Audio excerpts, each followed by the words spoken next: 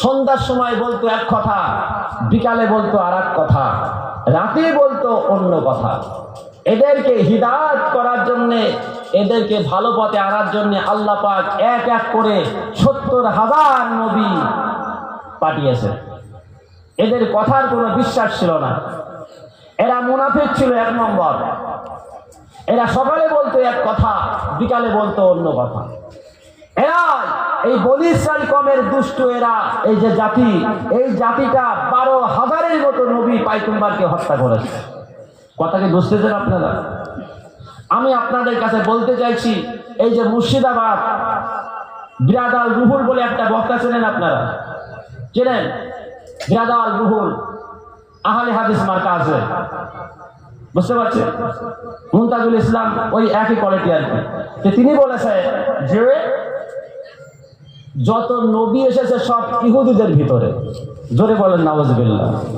আর আমি বলছি যে ইহুদিদের ভিতরে কোনো নবী আসেনি। আল্লাহ পাক বনী ইসরাইল কওমের ভিতরে আল্লাহ পাক ওই জাতিকে হিদায়াতের পথ দেখানোর জন্য আল্লাহ ৭০,০০০ নবী পাঠিয়েছিল। ৭০,০০০। কত হাজার? ৭০,০০০। আর ১২,০০০ নবীকে তারা হত্যা করেছে। ওই জাতি, এটা ইহুদি জাতি নয়, বনী ইসরায়েলের দুষ্টু জাতি। মুসলমান ভাইরা, ৭০,০০০ বনী ইসরাইল কওমের মানুষেরা আল্লাহর পয়গম্বর হযরত মূসা আলাইহিস সালামের কাছে হাজির হয়ে গেল। ওগো পয়গম্বর মূসা, আপনি যদি আপনার আল্লাহর কাছ থেকে পানির ব্যবস্থা করতে পারেন, আমরা আজকে আপনার হাতে হাত দিয়ে কলেমা পড়ে মুসলমান হয়ে যাব। আল্লাহর পয়গম্বর হযরত মূসা আলাইহিস সালাম এবার ৭০,০০০ জনগণ নিয়ে ওই তুর পাহাড়ের নিকটে হাজির হয়ে গেল। আল্লাহর কাছে দোয়া করতেছে, আল্লাহ আমার সঙ্গে আজকে ৭০,০০০ জনগণ আছেন। আল্লাহ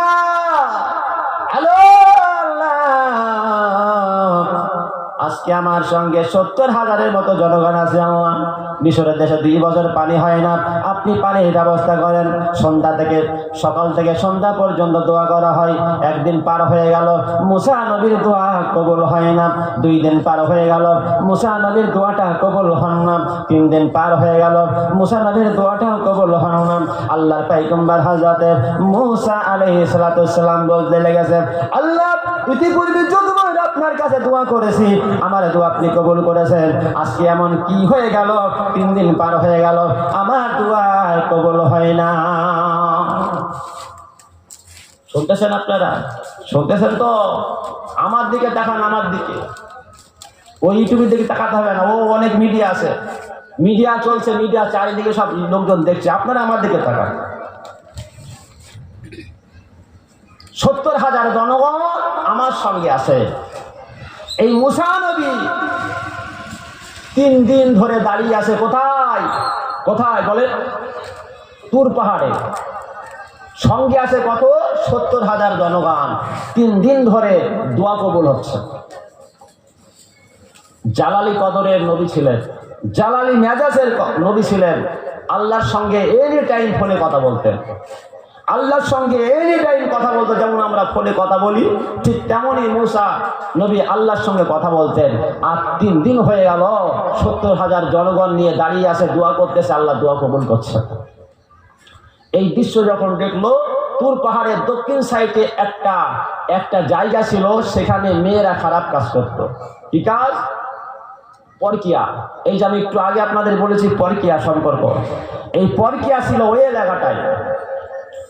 তারা তখন চিন্তা করলো যে ২ বছর ধরে মিশরে বৃষ্টি হয় না। আল্লাহর পয়গম্বর মূসা আলাইহিস সালাম ৭০,০০০ জনগণ নিয়ে এখানে দাঁড়িয়ে আছে, দোয়া করতেছে, আল্লাহ দোয়া কবুল করছে না।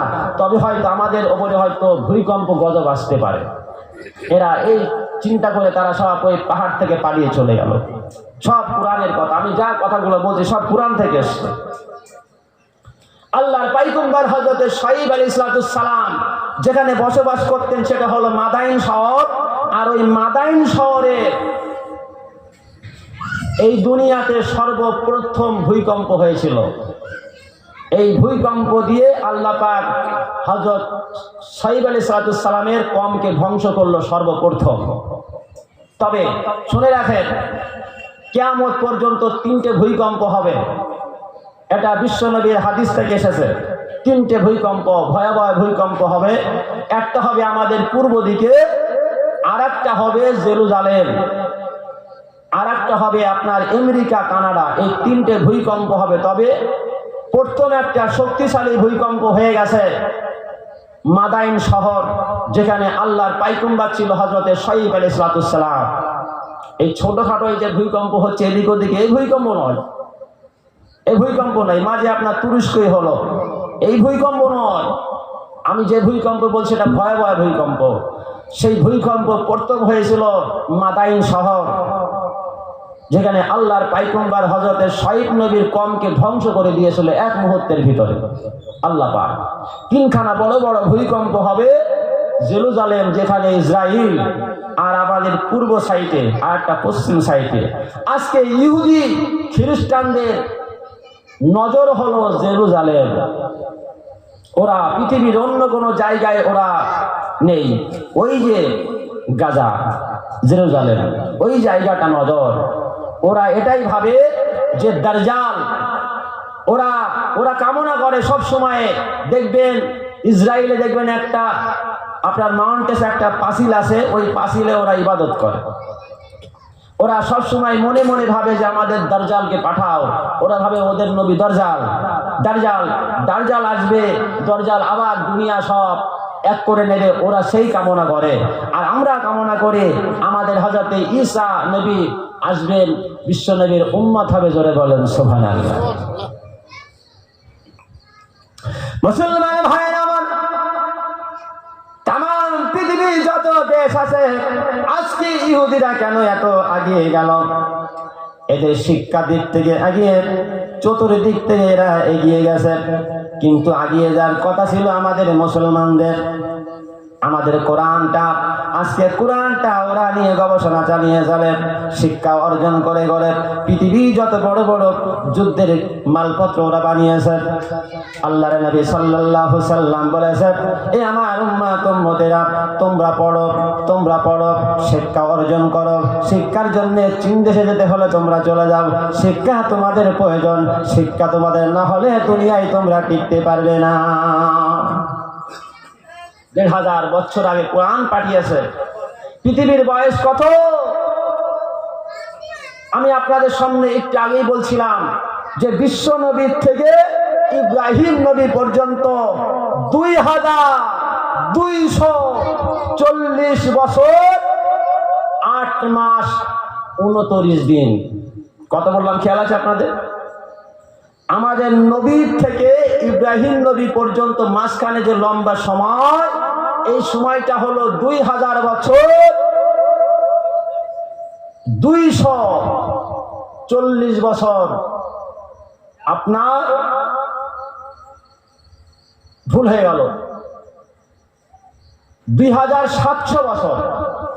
তার কারণ হলো আপনার এইদিকে মুসা নবী, আপনার ঈসা নবীর থেকে আল্লাহ নবীর এই সময়টা ছিল ৫৪০ বছর ৮ মাস ২৯ দিন। আর ওদিকে আপনার হলো ঈসা নবীর থেকে ইব্রাহিম নবী পর্যন্ত ২,৭০০ বছর। তাহলে কত হয়? তাহলে ৩,২৪০ বছর ৮ মাস ২৯ দিন। এই একটা লম্বা সময়। আপনাদের আমি আলোচনা করছিলাম যে তাহলে আল্লাহ পাক আসমানি কিতাব 4টে পাঠিয়েছে। তাহলে এই যে কোরআন আসমানি কিতাব, এই কিতাবটার ভিতরে সব তথ্য দেওয়া আছে। তোমরা কিভাবে, মাটির নিচে যে খনি আছে, মাটির নিচে যে তেল আছে, তোমরা কোথায় পেলে? তৌরাত ছিল, ইনজিল ছিল, জব্বুর ছিল, সেই কিতাবে কোনো তথ্য ছিল না। সব তথ্য আল্লাহ পাক এই কোরআনের ভিতরে দিয়েছে। আমরা মুসলমান, আমাদের কপাল পোড়া, আমরা কোরআনটা পড়তে পারলাম না, আমরা বুঝতে পারলাম না। ইহুদিরা কোরআন পড়লো, খ্রিস্টানরা কোরআন পড়লো, পড়ে পড়ে দেখলো হযরত মুহাম্মদের কাছে যে আসমানি কিতাবটা ওহী পাঠিয়েছে তার ভিতরে মাল মেডিসিন আছে। ওরা পড়ে পড়ে পড়ে পড়ে রিসার্চ করে করে মাটির নিচে চলে গেল, তেল সন্ধান করলো, ওরা কিভাবে প্লেন চালাতে হবে সেই তথ্যটা বার করলো। আর আমরা মুসলমান, আমরা শুধু বিরিয়ানির দোকান দিয়ে বসে আছি। বিরিয়ানি আমাদের শুধু বিরিয়ানি, আমরা বিরিয়ানি দিতে পারলে অসুবিধা নাই। ছেলে বড় হয়েছে, ছেলেকে বিয়ে দেবো, একটা দেগঙ্গার বাজারে একটা বিরিয়ানির দোকান দিয়ে দেবো, অসুবিধা নাই। ছেলে বড় হয়েছে, ছেলেকে একটা মোটর ভ্যান দিয়ে দেবো, কোনো অসুবিধা নাই। আমাদের ছেলে আমাদের মেয়ে যদি আমরা শিক্ষা দিতে পারতাম, কে বলেছে আপনার মাদ্রাসায় দিতে হবে? আপনার 4টে ছেলে, আপনি একটা ছেলে মাদ্রাসায় দেন, আর 3টে ছেলে আপনি বাংলা শিখান। যারা সমাজে ভালো কাজ করবে, যারা ডাক্তার হবে, যারা উকিল হবে, যারা মাস্টার হবে, সমাজে মাথা উঁচু করে দাঁড়াবে। আল্লাহ নবী কি বলেছে যে সব ছেলেগুলা ধরে মাদ্রাসায় নিয়ে আসো? বলেছেন? বলেনি। বলেছে এলেম শিক্ষা করো। তবে যদি আপনার যদি 3টে ছেলে থাকে, একটা মাদ্রাসায় দেন, আর 2টা আপনি বাংলা লাইনে দেন, যেটা ডাক্তার হবে, যেটা হাকিম হবে, যেটা উকিল হবে, যেটা আপনার সমাজে বড় নেতা হবে, সমাজে মানুষ হবে, একজন বিজ্ঞান তৈরি হয়ে যাবে। আপনার একটা ছেলে যদি বিজ্ঞান তৈরি হয়, কোরআন থেকে রিসার্চ করে করে আজকে ইহুদি ওরা মাত্র কত 80,000, আপনার 80 লক্ষ, তার ভিতরে 27 লক্ষ অন্য জাতি। আজকে ওইগুলো মানুষ আজকে সারা পৃথিবী কাঁপিয়ে দিচ্ছে, গাজার অবস্থা। আর মুসলমানরা সব আঙুল চুষতে বসে বসে। এই মুসলমানরা হলো মুনাফিক। ইসরায়েল দেশটা হলো লোহিত সাগরের ওই পাশে, চতুর্দিকে আপনার এদিকে সিরিয়া, ওদিকে আপনার মিশর, এদিকে লেবানন, এদিকে আরব। মুসলমান দেশগুলো যদি একবার যদি অল্প করে পান খেয়ে যদি পানের ছিপ ফেলতো, তাহলে ইসরায়েলটা বুড়ে যেত। কথা বলেন ঠিক কিনা? ছোট্ট একটা দেশ, কিন্তু মুসলমান এরা হলো বড় মুনাফিক। গাজার মানুষদেরকে বোম বাস্টিং করে শেষ করছে, আর মুসলমান দেশগুলো তাদের তেল দিচ্ছে। বুঝতে পারলেন ব্যাপারটা? ওয়াজ বুঝতে পারছেন তো? ইসরায়েলে কোনো তেলের খনি নেই, ইসরায়েলে কোনো ধরনের তেল নেই, কোনো খনি নেই। তাহলে তেল কোথায় আছে? মুসলিম দেশে তেল আছে। এই মুসলিম দেশগুলো তেল দিচ্ছে, সেই তেলে জাহাজ আপনার যুদ্ধের বিমানগুলো চালিয়ে বোমগুলো ফেলছে। মুসলমান ভাইরা, আল্লাহর পয়গম্বর হযরতে মূসা আলাইহিস সালাতু সালাম 70,000 জনগণ নিয়ে দাঁড়িয়ে, সেই জায়গায় আমি এবার আপনাদের নিয়ে যাব। ওই তোর পাহাড়ের কাছে আল্লাহর পয়গম্বর হযরতে মূসা একদিন পার হয়ে গেল, 2 দিন পার হয়ে গেল, 3 দিন পার হয়ে গেল, দোয়া কবুল হয় না। 3 দিনের মাথায় আল্লাহর ফেরেশতা হযরতে জিবরাইল আলাইহিস সালাতু সালাম ওই জায়গায় হাজির দিয়ে গেল। ও মূসা, আজকে 3 দিন হয়ে গেল, দোয়া করো 70,000 জনগণ নিয়ে। যদি কেন 3 মাস এখানে দোয়া করতে থাকো, আমার আল্লাহ তোমার দোয়াও কবুল করবে না। 3 দিন হয়েছে দোয়া করছ, কে বলছে? ফেরেশতা জিবরাইল এসে। 3 দিন হলো দোয়া করছো, এখানে 3 মাস থাকলেও আল্লাহ তোমার দোয়া কবুল করবে না। মূসা বলতেছে, ভাই জিবরাইল, ব্যাপারটা বুঝতে পারলাম না। আমি ইতিপূর্বে অনেকবার আল্লাহর কাছে ফোন করেছি, টেলিফোন করেছি, বিভিন্ন দোয়া কবুল হয়েছে, আজকে কেন দোয়া কবুল হয় না? জিবরাইল বলতেছে, তোমার এই দলের ভিতরে কিছু মুনাফিক মার্কা লোক আছে। এই মুনাফিক যতক্ষণ পর্যন্ত দলে থাকবে, ততদিন পর্যন্ত কোনো দোয়া কবুল হবে না। কথা বুঝতে পারছেন? আলোচনা বুঝতে পারছেন তো? জিবরাইল এসে স্বয়ং বলছে, ওই মূসা, তোমার এই দলের ভিতরে কিছু মুনাফিক মার্কা মানুষ আছে, মুনাফিক।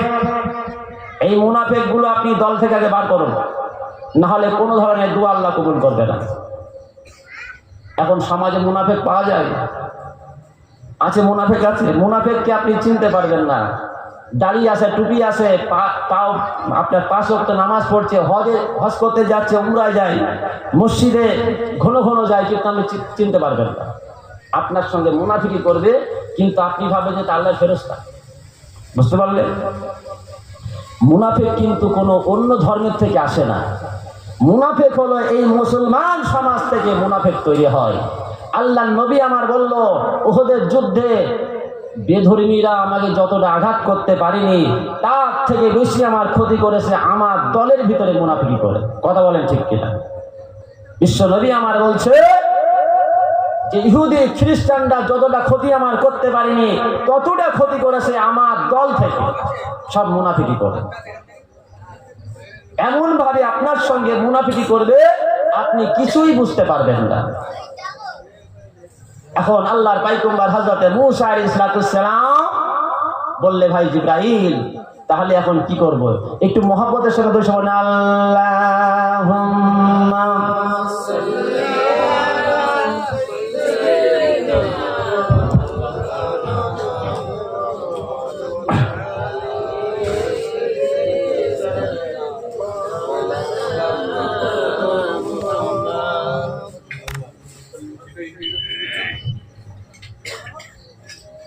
আমারে কণ্ঠে তুমি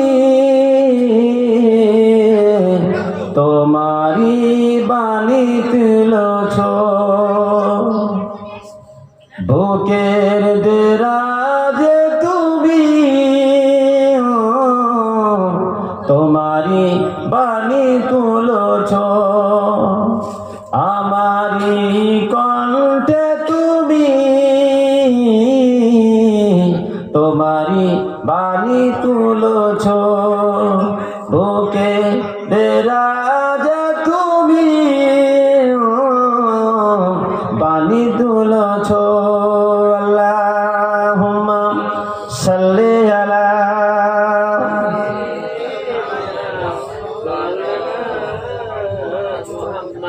যারা রাস্তা আপনারা একটু সামনের দিকে আগে, যারা দাঁড়িয়ে আছেন সামনে এসে বসেন।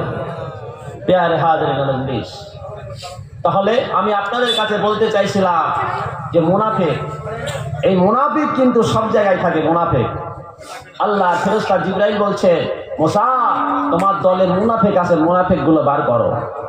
এখন 70,000 জনগণ, আপনি মুনাফিক কাকে কি চিনতে পারবেন? মুসা বলতেছে, ভাই জিবরাইল এই এত জনগণের ভিতরে মুনাফিক কি আমি কি করে চিনব?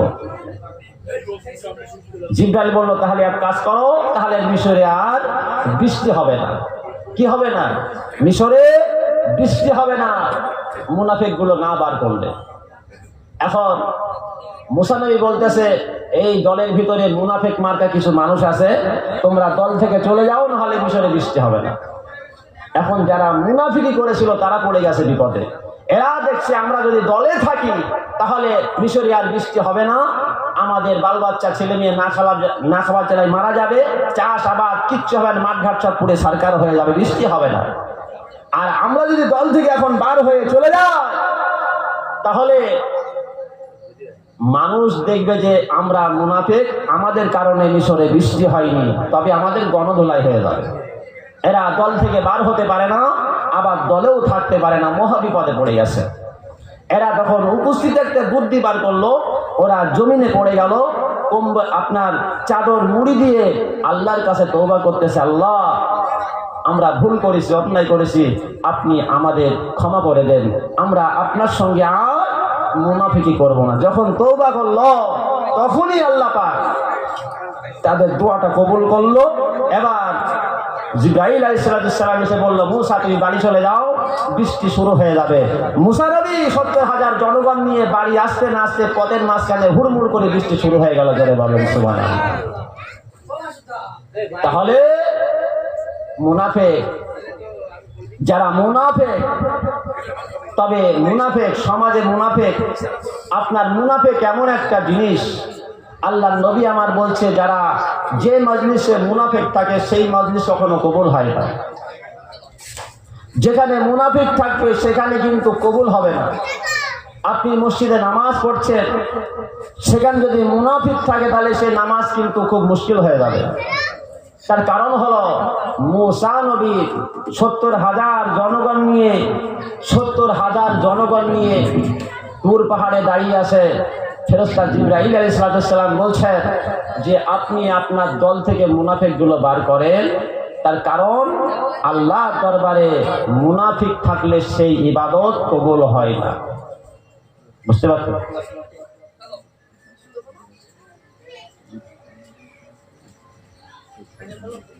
নারে তাকবীর, আওলাদে মুজাদ্দিদে জামান, আওলাদে মুজাদ্দিদে জামান, ভাইজান হুজুর কেবলা, ভাইজান হুজুর কেবলা।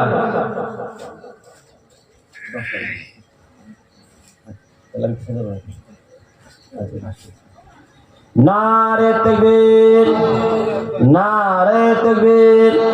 ভাইজান হুজুর কেবলা, ভাইজান হুজুর কেবলা, আওলাদে মুজাদ্দিদে জামান, আওলাদে মুজাদ্দিদে জামান। নারে তাকবীর, নারে তাকবীর। ভাইজান হুজুর কেবলা, ভাইজান হুজুর কেবলা। নারে তাকবীর। দুশমন আল্লাহুম্মা সাইয়্যিদিনা মাওলানা মুহাম্মদ ওয়া আলা আলিহি প্যারে হাজরিন মজলিস। তাহলে আমরা এখানে বুঝতে পারলাম মুনাফিক আমাদের ছাড়তে হবে, মুনাফিকি আমাদের ছাড়তে হবে, মুনাফিকি করা যাবে না। আর যারা মুনাফিক করছে তাদেরকে সরে আসতে হবে। যেখানে আল্লাহর নবী মূসা আল্লাহর কাছে দোয়া করছে, 70,000 জনগণ 3 দিন পার হয়ে গেছে, কোনো দোয়া কবুল হয়নি। আল্লাহর নবী বলছে তোমরা মিথ্যা কথা ছেড়ে দাও। মিথ্যা কথা, মুনাফিকের প্রথম আলামত হলো মিথ্যা কথা বলা, কথায় কথায় মিথ্যা কথা বলে। আমাদের সমাজকে পরিষ্কার করতে হলে, সমাজকে জান্নাতি বানাতে হলে সুদের সঙ্গে লেনদেন করা যাবে না, মিথ্যা কথা বলা যাবে না। এই কথাগুলো আপনি যদি মেনে চলতে পারেন তাহলে আপনার দুনিয়া এবং আখিরাত দুইটাই ভালো হয়ে যাবে। জোরে বলেন সুবহানাল্লাহ। মুসলমান ভাইরা, আল্লাহর পয়গম্বর হযরত মূসা আলাইহিস সালাম এমন করে দুনিয়াতে যখন আল্লাহর নবী পয়গম্বর মূসার কাছে আজরাইল ফেরেশতা এসে হাজির হয়ে গেছে, আজরাইল ফেরেশতাকে পর্যন্ত মূসা নবী একটা থাপড় মেরেছিল। আজরাইল ফেরেশতা আলাইহিস সালাম মূসা নবীর থাপড় খেয়ে আল্লাহর কাছে হাজির হয়ে গেছে। আল্লাহর পয়গম্বর হযরত মূসা আলাইহিস সালাম পথের ধার দিয়ে চলতে লেগেছে। তিনি চলতে চলতে দেখতে পেল যে 4 জন ব্যক্তি একটা কবর খনন করছে। 70,000 জনগণ তুর পাহাড় থেকে এনে যে যার মতো বাড়ি ঘরে চলে গেল। আল্লাহর পয়গম্বর মূসা এবার নিজের বাড়ির দিকে রওনা দিয়েছে। চলতে চলতে তিনি দেখতে পেলেন যে রাস্তার পাশে একটা জায়গায় ঝোপের ভিতরে 4 জন ব্যক্তি একটা কবর খনন করেন। পয়গম্বর মূসা বলল, কে তোমাদের পাড়ায় মারা গেল, তোমরা কবর খনন করো। পয়গম্বর মূসা বলল, যদি আমি তোমাদের সঙ্গে কবর খনন করার কাজে হাত দিই তাহলে অসুবিধা আছে নাকি? এরা বলল, ভালো কথা, আপনি যদি শরীক হন তাহলে কোনো অসুবিধা নাই। কবর খোঁড়ার কাজ হলো ভালো কাজ, কবর খোঁড়া সওয়াবের কাজ, নেকির কাজ। কোনো মানুষ মারা গেলে আপনারা কবর খনন করবেন। কোনো মানুষ যদি মারা যায় তার কবরটা খনন করবেন, অংশগ্রহণ করবেন, জানাজার নামাজে শরীক হবেন। আল্লাহর নবী আমার জানিয়ে দিয়েছেন, যারা জানাজার নামাজ পড়ে কবর দেওয়া পর্যন্ত নারে তাকবীর, নারে তাকবীর, সিলসিলায় ফুরফুরা শরীফ, সিলসিলায় ফুরফুরা শরীফ, নারে তাকবীর, নারে তাকবীর। একটু মহব্বতের সঙ্গে আল্লাহুম্মা সাল্লি আলা